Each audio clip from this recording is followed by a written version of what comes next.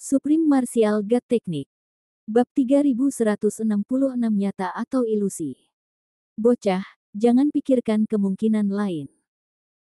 Metode yang baru saja saya sebutkan hanya memiliki satu kemungkinan keberhasilan, yaitu darah dan jantung yang digunakan untuk penggantian hanya boleh berasal dari kerabat sedarah gadis kecil ini. Tidak ada berhasil. Peringatan serius dari lonceng ilahi penciptaan terdengar seperti deklarasi kematian bagi Wu Yun. Wu Yun merasa seolah-olah dia telah jatuh ke dalam gua es. Kerabat dan saudara sedarah pada saat itu. Jika ada, maka Yue Yiren pasti ada di sana. Tapi di mana? Belum lagi Wu Yun tidak tahu, bahkan jika Yue Yiren sendiri masih hidup, dia mungkin tidak akan tahu. Tapi tak peduli apa, ini juga merupakan semacam harapan. Betapapun tipisnya harapan, itu tetaplah harapan. Setelah berpikir sejenak, Wu Yun terus bertanya. Bajingan tua, bisakah kondisinya dipertahankan sampai aku menemukan kerabatnya, lalu memikirkan cara untuk menyelamatkannya? Tidak mungkin, melihat kondisinya, paling lama akan memakan waktu 1 jam. Setelah 1 jam, tidak ada cara yang bisa menyelamatkannya. Kata-kata dari lonceng ilahi penciptaan sekali lagi membuat Wu Yun merasa putus asa. Itu pasti saudara. Tidak lebih dari 1 jam. Kedua kondisi ini setara dengan hukuman mati bagi Yue Yiren dan membuat Wu Yun menyerah sepenuhnya. Namun, ada cara khusus lainnya. Namun, saya tidak dapat menjamin bahwa metode ini akan berhasil. Selain itu, harga yang harus dibayar sangat tinggi. Tepat ketika Wu Yun merasa putus asa, lonceng penciptaan berbicara lagi. Emosi Wu Yun yang dingin dan putus asa bangkit lagi. Cara apa? Bajingan tua, katakan saja langsung padaku. Mengenai harganya, berapapun harganya, asalkan bisa membangkitkannya, bahkan jika itu hanya harapan kebangkitan, aku akan melakukannya. Mendengar perkataan Wu Yun, sudut mulut lonceng ilahi penciptaan tiba-tiba menampakkan seringai aneh yang tidak disadari oleh siapapun. Namun tak lama kemudian, senyuman itu menghilang. Sejauh yang aku tahu, selain saudara-sedarahnya, ada jenis hati dan darah orang lain yang mungkin bisa digunakan sebagai pengganti. Tubuh itu sendiri sangat kuat, dan memiliki kemampuan memperbaiki diri yang kuat. Ini memungkinkan jantung dan darah untuk lebih terintegrasi dengan tubuh lain setelah digali. Namun, kemungkinan keberhasilannya tidak akan terlalu tinggi, paling banyak setengah, bahkan mungkin kurang dari setengah. Ketika Wu Yun mendengar kondisi ini, dia tercengang. Pikirannya berputar cepat, memikirkan berbagai orang yang dapat ditemukan dalam waktu 1 jam dan memenuhi persyaratan. Namun pada akhirnya, hanya ada satu kandidat yang cocok yang bertahan. Dan hanya ada satu kandidat yang cocok. Kandidatnya adalah Wu Yun sendiri. Sambil mendongak, dia melihat lonceng ilahi penciptaan juga tengah menatapnya. Pandangan dari lonceng ilahi penciptaan membuat Wu Yun tiba-tiba mengerti bahwa harga yang disebutkan itu akan sangat tinggi dan apa yang diwakilinya. Sejak awal, lonceng penciptaan tahu bahwa hanya Wu Yun yang memenuhi kondisi ini. Jadi, harga yang dia bicarakan adalah apakah Wu Yun bersedia membayar dengan nyawanya sendiri. Aku. Meskipun pada dasarnya dia yakin, Wu Yun masih bertanya tanpa sadar. Nak, kalau kau benar-benar ingin menyelamatkannya, ini satu-satunya kemungkinan, yang mungkin tidak berhasil. Namun, kau masih bisa mencobanya. Tapi kamu harus berpikir jernih. Setelah kamu melakukan ini, entah kamu berhasil atau gagal, aku tidak akan bisa membangkitkanmu lagi. Bisa dikatakan bahwa selama kamu mengangguk, tidak peduli apakah dia bisa bertahan hidup atau tidak, konsekuensinya untukmu adalah kematian. Kata lonceng ilahi penciptaan dengan tenang. Aku bisa. Wu Yun ragu sejenak, namun dia langsung setuju. Saat Wu Yun mengangguk setuju, di bagian depan lonceng dewa penciptaan, di balik ekspresinya yang tenang, terdapat pengkhianatan tersembunyi yang akan keluar beberapa kali. Dan ekspresi semacam ini tidak seharusnya muncul pada bagian depan lonceng ilahi penciptaan. Dengan kata lain, lonceng penciptaan tidak akan pernah mengucapkan kata-kata seperti itu kepada Wu Yun, dan dengan cara yang hampir seperti membimbing, lonceng itu akan memanfaatkan satu-satunya kelemahan dalam karakter Wu Yun, membuat Wu Yun ingin mengorbankan dirinya dengan cara apapun untuk menyelamatkan kesalahannya. Tetapi mengapa jam penciptaan, yang tidak mungkin dilakukan, masih melakukan hal itu? Di sisi lain, Wu Yun. Kalau saja Wu Yun tidak terlalu percaya pada lonceng dewa penciptaan, kalau saja lonceng dewa penciptaan tidak memanfaatkan kepercayaan dan kelemahan karakter Wu Yun serta membimbingnya selangkah demi selangkah, Wu Yun tidak akan pernah mengambil keputusan bodoh seperti itu dengan begitu tegas.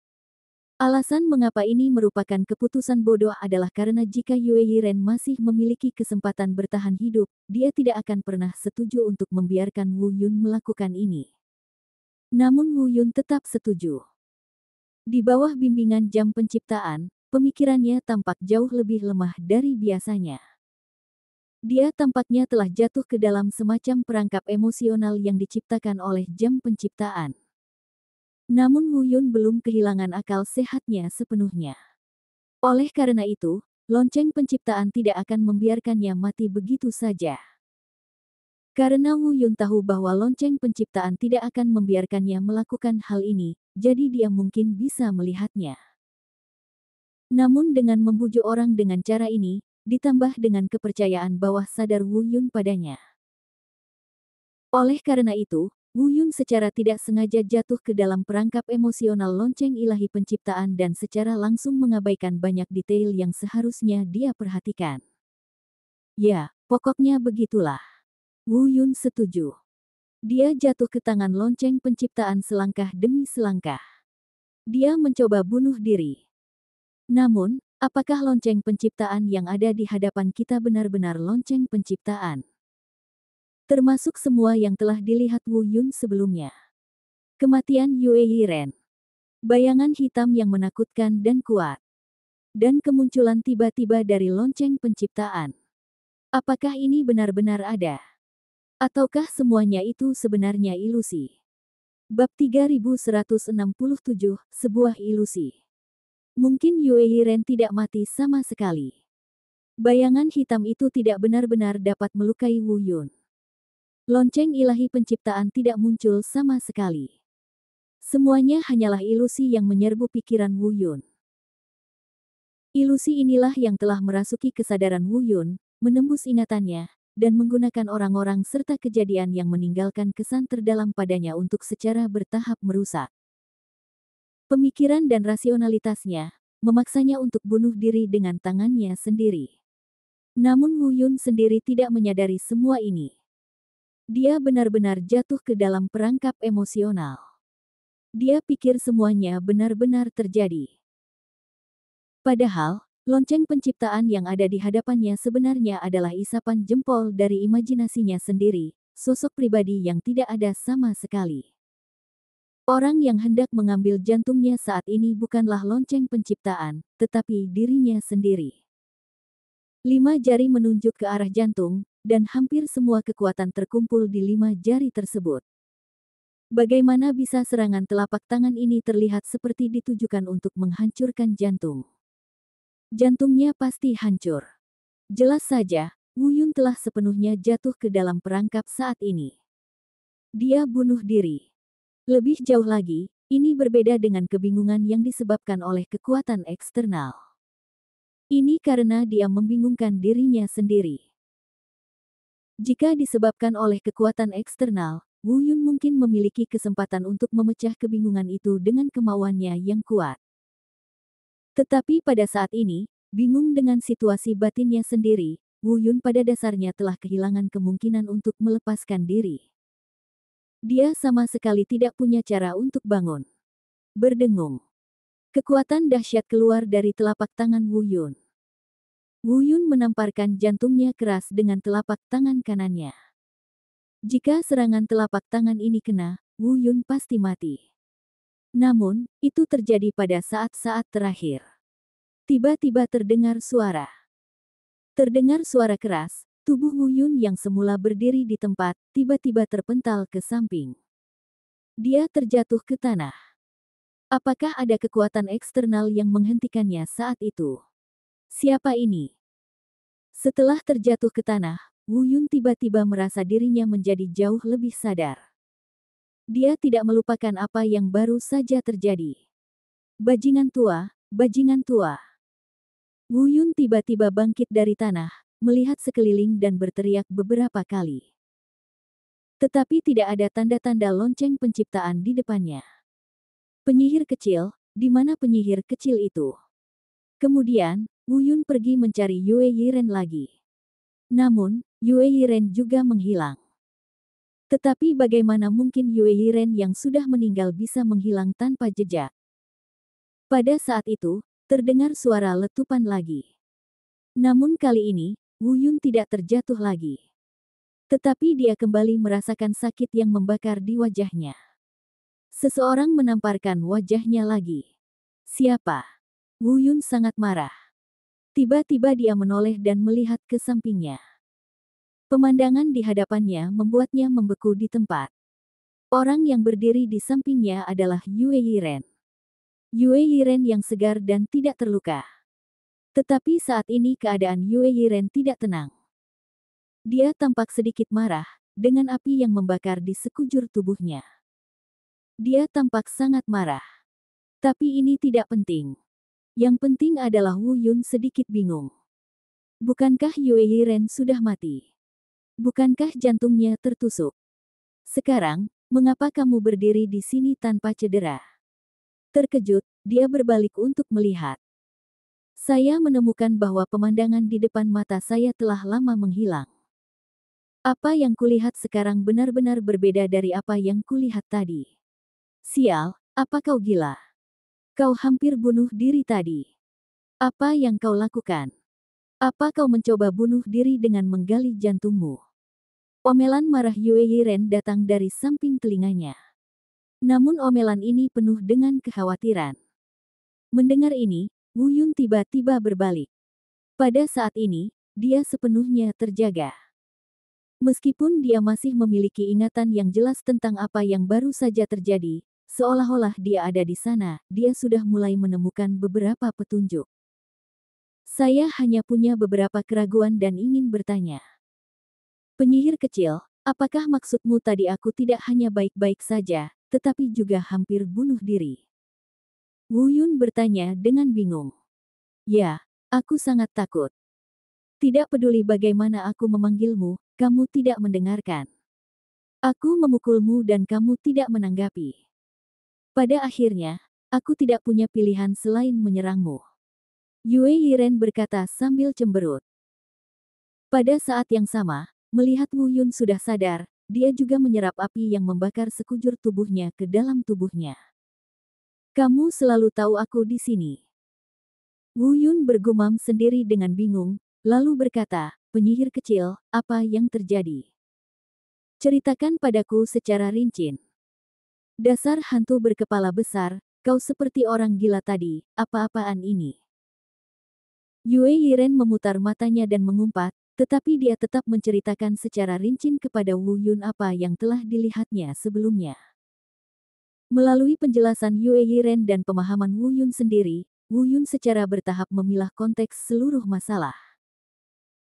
Ternyata Wu Yun sebenarnya telah menemukan Yue Yiren sejak awal ketika dia tiba di sini.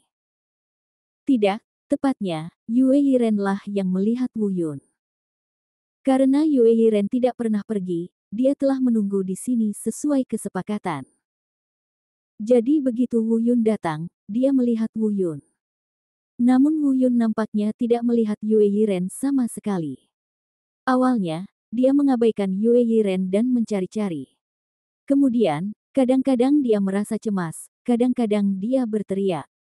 Pada akhirnya, Wu Yun tidak tahu apa yang dilihatnya. Ia menangis dan tertawa, dan kadang-kadang ia bahkan meraung sambil memamerkan giginya, seakan-akan ia telah melihat sesuatu yang amat marah. Kemudian, Wu Yun bersiap bunuh diri dengan menggali jantungnya.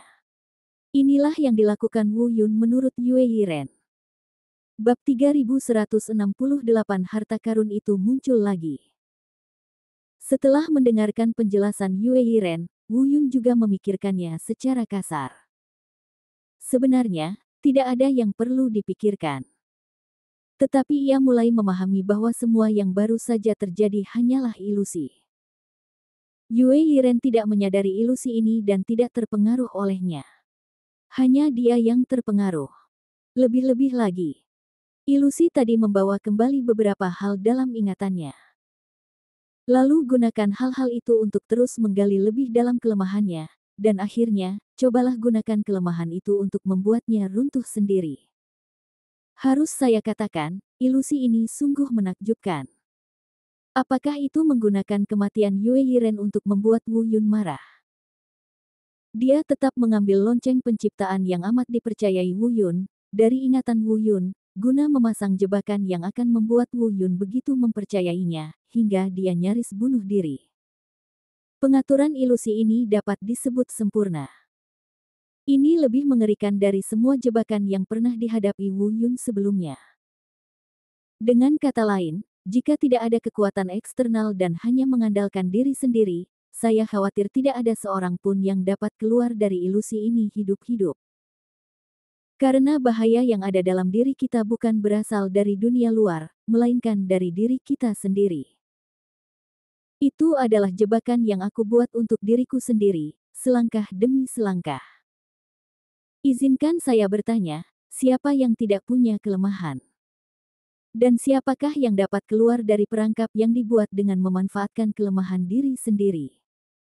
Pada saat ini, Wu Yun merasa agak lega. Apapun alasannya, Yue Yiren tidak terluka oleh ilusi itu.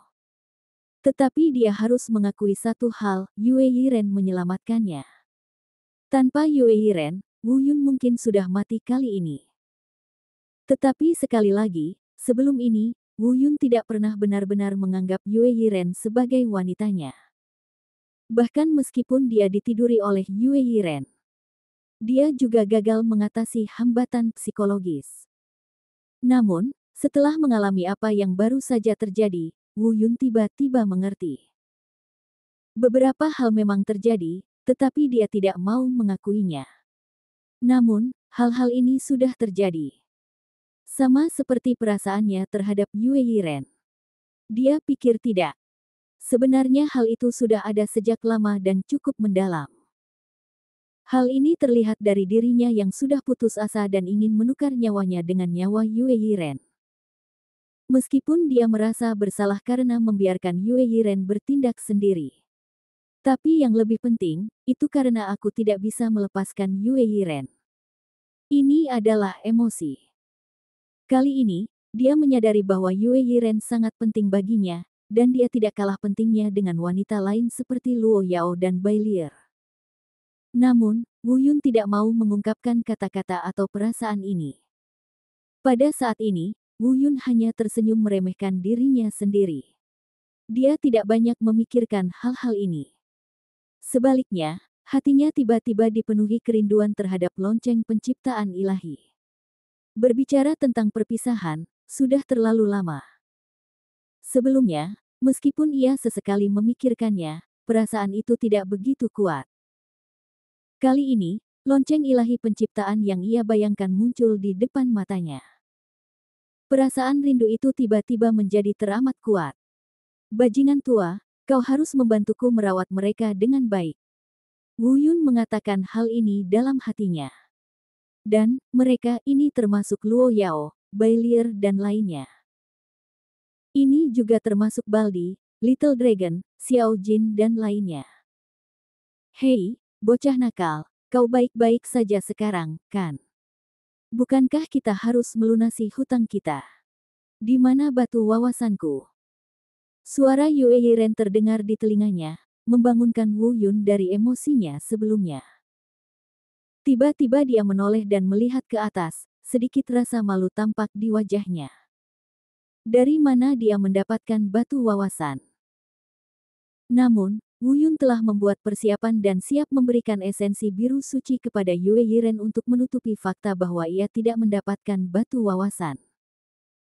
Akan tetapi, tepat saat Wu Yun hendak melakukannya, di depannya, jika dia ingat dengan benar, di tempat bayangan hitam baru saja menghilang dan jatuh, sebuah bola cahaya sebening kristal perlahan muncul. Dan dalam cahaya itu, ada sebuah buku yang sangat kuno. Ya, itu buku. Tunggu, penyihir kecil, ada sesuatu di sana. Wu Yun benar-benar tertarik ke sana. Dia untuk sementara waktu mengurungkan niatnya untuk memberikan esensi biru suci kepada Yue Yiren dan bersiap membawa Yue Yiren memeriksa cahaya. Meski cahaya itu datang tiba-tiba, Wu Yun sudah bisa menebak dari mana asalnya. Ini mungkin suatu harta karun. Itu adalah hadiah harta karun karena mematahkan ilusi yang hampir merenggut nyawanya. Namun, saat Wu Yun hendak pergi, dia tiba-tiba ditangkap oleh Yue Yiren. Kemudian, Yue Yiren mengangkat tangannya dan siap menamparkan wajah Wu Yun lagi. Wu Yun sangat takut sehingga dia segera mundur dan bertanya pada Yue Yiren apa yang akan dia lakukan. Yue Yiren mengerutkan kening dan berkata, "Dasar bajingan kecil, kau belum keluar, kan? Aku tidak bisa melihat cahaya sedikit pun. Jika kau melakukan ini lagi, aku akan menghajarmu lagi." Mendengar ini, Wu Yun mengerutkan kening dan tertegun. Dia menatap bola cahaya dan buku dalam cahaya itu, lalu menatap Yue Yiren, barulah dia mengerti. Dia melambaikan tangannya dan berkata, "Aku keluar. Ini bukan labirin. Tidak apa-apa. Jika aku tidak salah, seharusnya itu adalah susunan ilusi tadi. Kau tidak jatuh ke dalamnya, jadi hanya aku yang bisa melihat harta karun di bawah susunan ilusi itu." Kedengarannya aneh, tapi ini satu-satunya penjelasan. Benarkah begitu? Yue Yiren masih belum sepenuhnya mempercayainya. Tetapi melihat penampilan Wu Yun saat ini, dia tampaknya tidak pingsan. Dia bertanya dengan ragu, "Benarkah ini?" Wu Yun juga sedikit tidak berdaya, dan ragu untuk berbicara, karena dia benar-benar tidak tahu bagaimana menjelaskannya.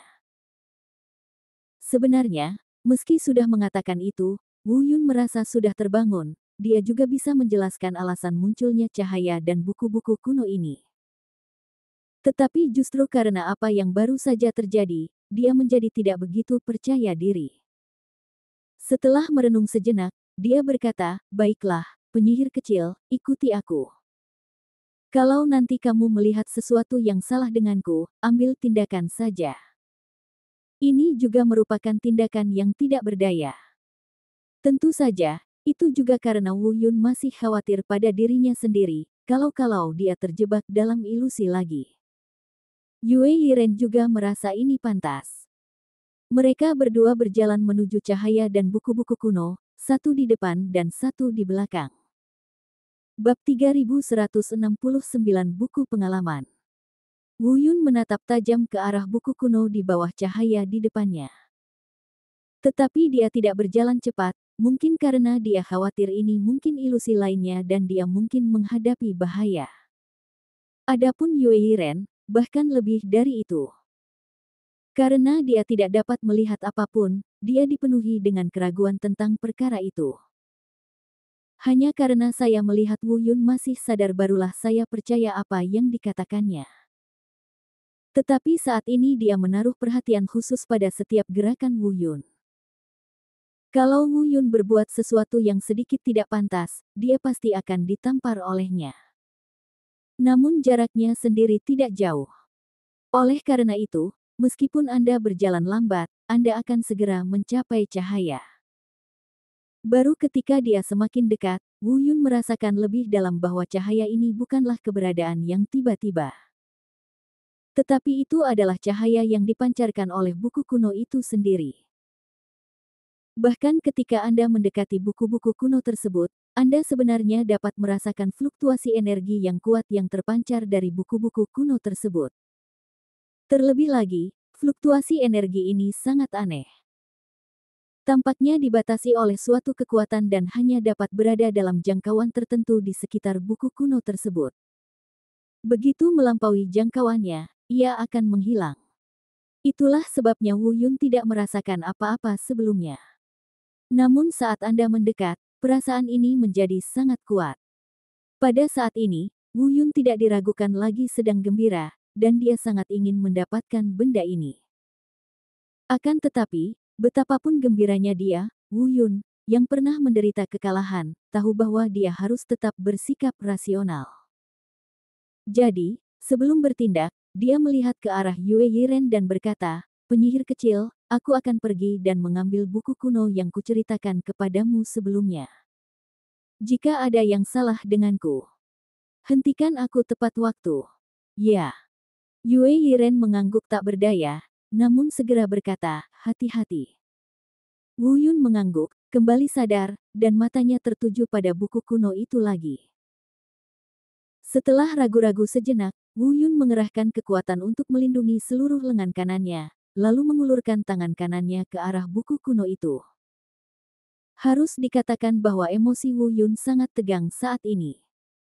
Karena dia bisa merasakan bahwa buku kuno ini tidak sederhana, dia selalu merasa akan ada beberapa masalah yang terkait dengannya.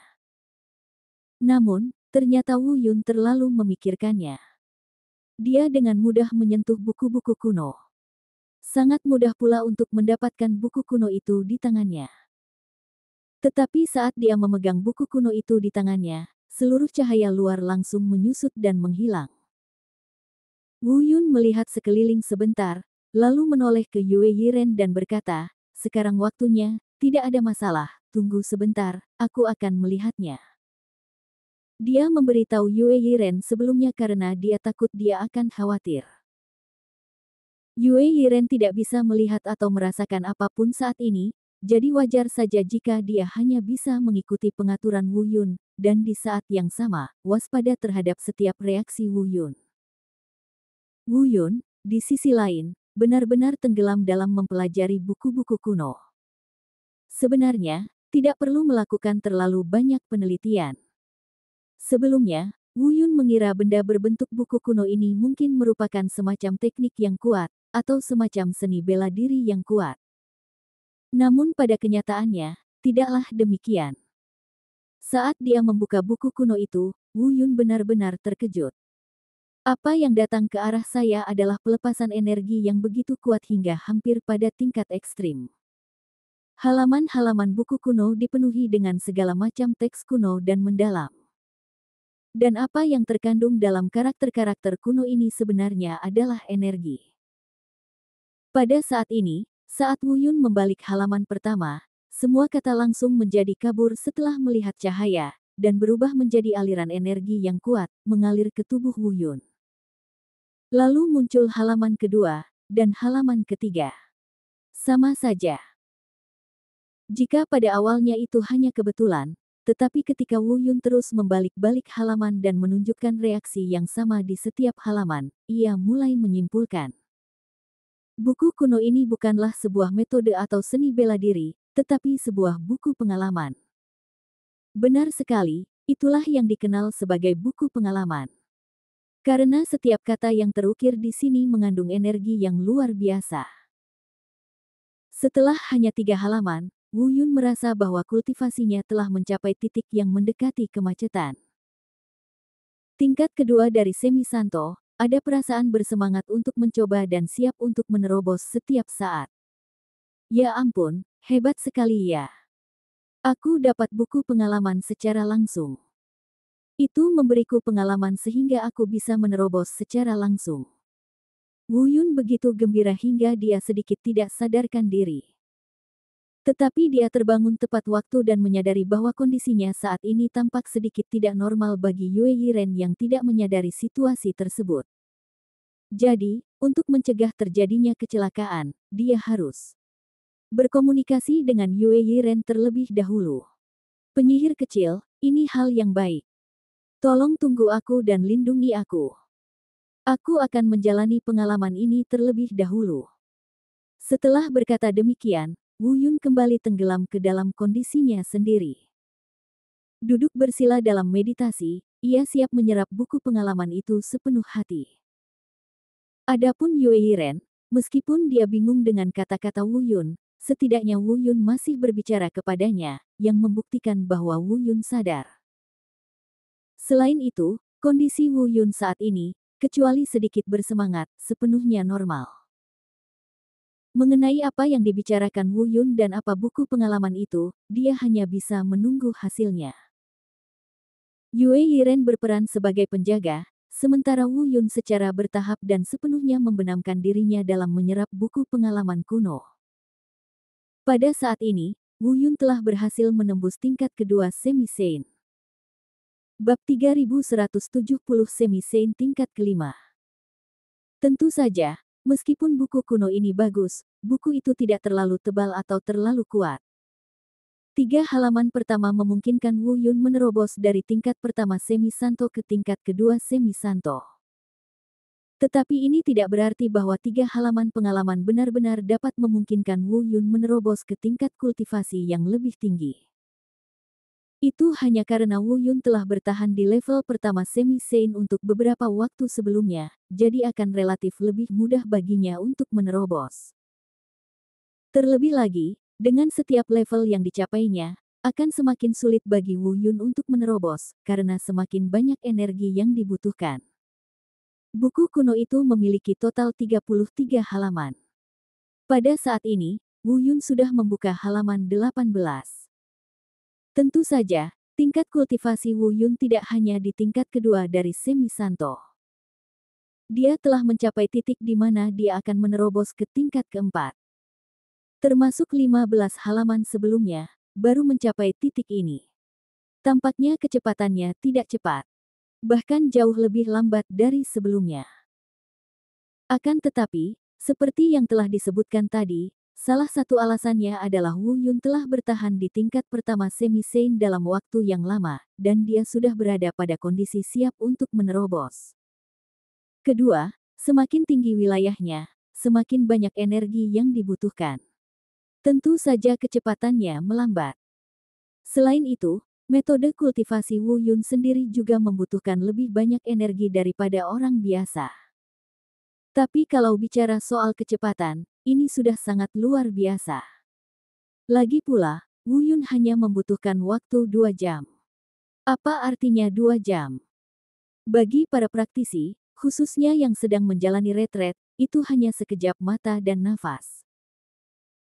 Dalam waktu sesingkat itu, Wu Yun telah mencapai titik di mana ia akan menerobos ke tingkat keempat Semi-Sein dari tingkat pertama Semi-Sein. Saya bertanya, bagaimana mungkin ini tidak bertentangan dengan keinginan surga? Dengan kata lain, kebutuhan energi Wu Yun lebih besar daripada praktisi lain. Namun, kecepatan penyerapannya jauh melampaui jangkauan praktisi lain. Untuk membuat analogi, bagi seorang kultivator biasa, bahkan jika dihadapkan pada buku kuno yang penuh energi dan pengalaman ini, jika ia ingin menyerap hingga halaman ke-18, akan memerlukan waktu setidaknya 10 hari atau setengah bulan paling cepat, dan paling lambat. Mungkin akan memakan waktu berbulan-bulan, atau bahkan setengah tahun, atau bahkan bertahun-tahun. Adapun Wu Yun, hanya butuh waktu 2 jam. Dengan perbandingan seperti itu, kesenjangannya sangat jelas.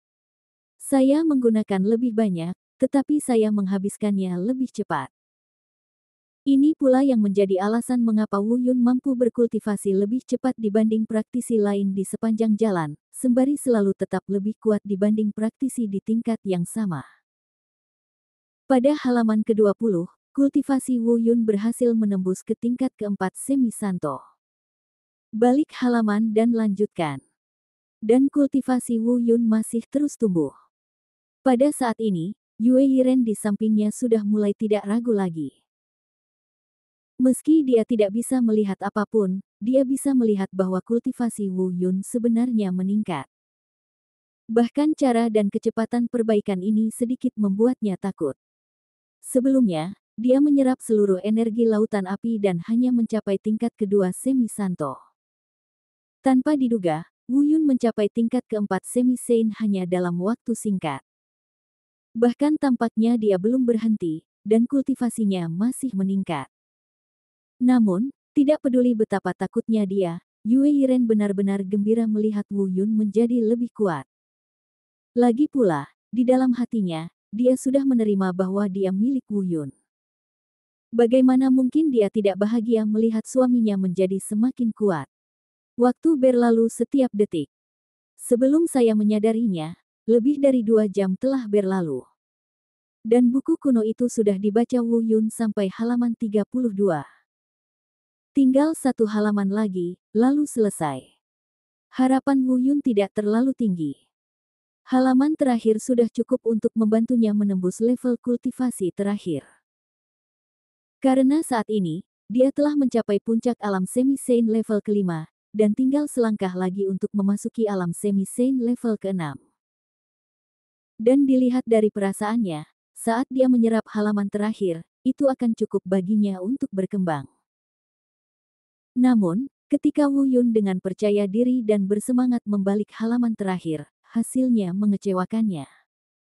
Sebab, pada halaman terakhir, karakter kuno yang mengandung energi itu sudah tidak ada lagi. Halaman terakhir kosong, tidak ada apapun di atasnya. Ketika Wu Yun membuka halaman terakhir, energi luar biasa yang mengalir dari buku kuno itu tiba-tiba berhenti. Tidak ada lagi. Wu Yun bergumam sendiri dengan sedikit terkejut, merasa sedikit kecewa dalam hatinya. Bukannya dia kecewa dengan buku kuno ini. Betapapun juga, buku kuno ini telah memberinya begitu banyak hal-hal yang tidak pernah ia duga sebelumnya. Apakah kamu bercanda? Hanya dalam beberapa jam, dia telah berada di alam setengah suci, melampaui tingkat kultivasi keempat, dan bahkan akan melampaui tingkat kelima. Dengan kecepatan seperti ini, hadiah apalagi yang dapat dibandingkan dengannya? Kekecewaan Wu Yun datang dari dirinya sendiri. Dia hanya kecewa karena dia hanya tinggal selangkah lagi untuk berhasil menembus level ke-6 dari kultivasi semi Santo. Itu saja. Namun suasana hati secara keseluruhan masih baik. Bocah, sudah selesai. Kulihat kultivasimu sudah stabil dan tidak ada fluktuasi. Suara Yue Yiren datang dari telinganya, membangunkan Wu Yun dari lamunannya. Setelah sadar kembali, dia menatap Yue Yiren dan mengangguk, "Wah, kali ini aku beruntung dan mendapatkan harta karun yang sangat hebat." Namun, itu juga masuk akal. Dilihat dari tingkat kesulitan dan bahaya formasi tersebut, itu seharusnya sesuai dengan harta karun tersebut. Lagi pula, aku hampir mati di sini. Tapi ini hal yang baik.